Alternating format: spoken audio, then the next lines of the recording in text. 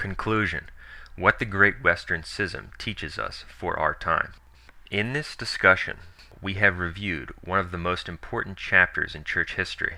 In the process, we have seen a number of very important things quite relevant to our present situation. We've seen that anti-popes can exist. We've seen that anti-popes can reign from Rome. We've seen that all of the living cardinals, shortly after the election of Pope Urban VI, repudiated him, the true pope, and recognized anti-pope Clement VII. This illustrates that it's not at all incompatible with indefectibility, that is, the promises of Christ to be with his church and the papacy until the end of time, for all of the cardinals to recognize an anti-pope.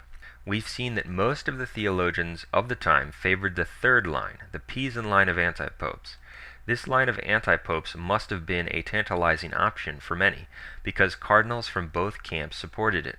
This shows us how deceptive God will sometimes allow things to get without violating the essential promises he made to his church. Moreover, the majority of theologians' support for the Pisan line demonstrates clearly that the common teaching of theologians on a particular matter, for example, salvation, no matter how learned they are, is not binding, contrary to what some are asserting today.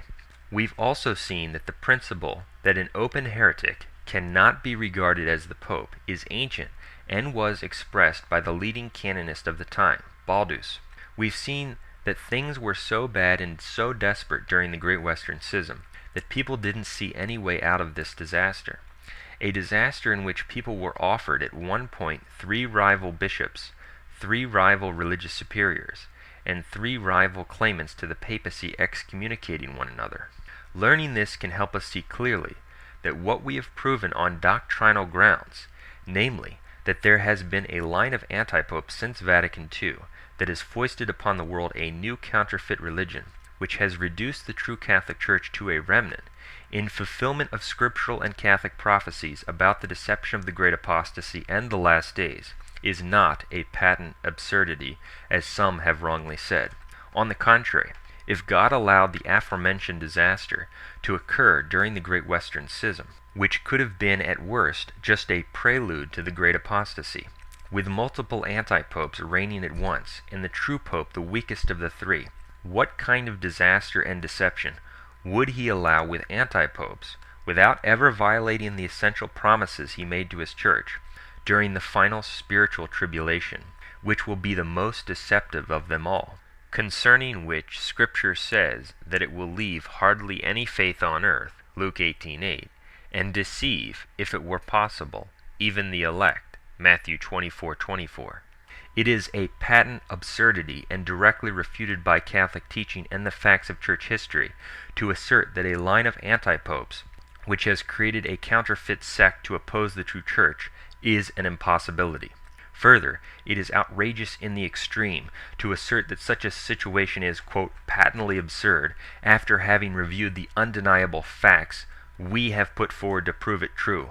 We will end this review of the Great Western Schism by quoting a passage from Father Edmund James O'Reilly. He had some very interesting things to say about the Great Western Schism in his book, The Relations of the Church to Society, Theological Essays, written in 1882.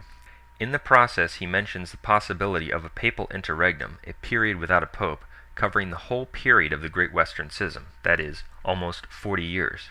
Quote, "We may stop here to inquire what is said of the position at that time of the 3 claimants and their rights with regard to the papacy.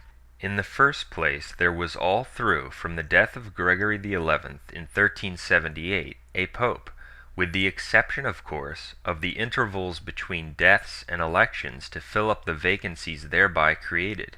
There was, I say, at every given time a pope, really invested with the dignity of the vicar of Christ and head of the Church, whatever opinions might exist among many as to his genuineness. Not that an interregnum covering the whole period would have been impossible, or inconsistent with the promises of Christ, for this is by no means manifest, but that, as a matter of fact, there was not such an interregnum."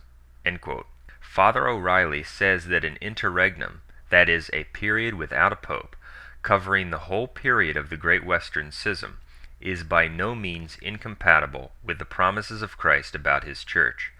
The period Father O'Reilly is speaking of began in 1378 with the death of Pope Gregory XI and ended essentially in 1417 with the election of Pope Martin V.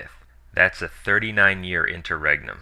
Writing after the First Vatican Council and its definitions on the perpetuity of the papal office, it's obvious that Father O'Reilly is on the side of those who, in rejecting anti-popes John XXIII, Paul VI, John Paul I, John Paul II, and Benedict XVI, hold the possibility of a long-term vacancy of the Holy See.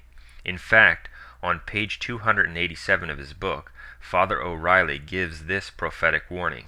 Quote, "The great schism of the West suggests to me a reflection which I take the liberty of expressing here. If this schism had not occurred, the hypothesis of such a thing happening would appear to many chimerical, in other words, absurd. They would say it could not be. God would not permit the Church to come into so unhappy a situation. Heresies might spring up and spread and last painfully long, through the fault and to the perdition of their authors and abettors, to the great distress too of the faithful, increased by actual persecution in many places where the heretics were dominant. But that the true Church should remain between 30 and 40 years, without a thoroughly ascertained head, and representative of Christ on earth, this would not be, yet it has been, and we have no guarantee that it will not be again, though we may fervently hope otherwise. What I would infer is that we must not be too ready to pronounce on what God may permit. We know with absolute certainty that he will fulfill his promises. We may also trust that he will do a great deal more than what he has bound himself by his promises. We may look forward with cheering probability to exemption for the future from some of the trouble and misfortunes that have befallen in the past. But we, or our successors in the future generations of Christians, shall perhaps see stranger evils than have yet been experienced, even before the immediate approach of that great winding up of all things on earth that will precede the day of judgment. I am not setting up for a prophet, nor pretending to see unhappy wonders, of which I have no knowledge whatever.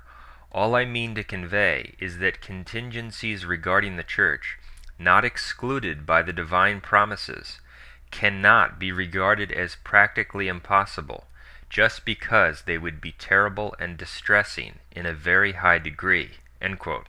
Father O'Reilly is saying that if the Great Western Schism had never occurred, people would say that such a situation is impossible and incompatible with the promises of Christ to his Church, and that we should not dismiss the possibility of similar and perhaps worse things in the future, because they would be distressing to a very high degree.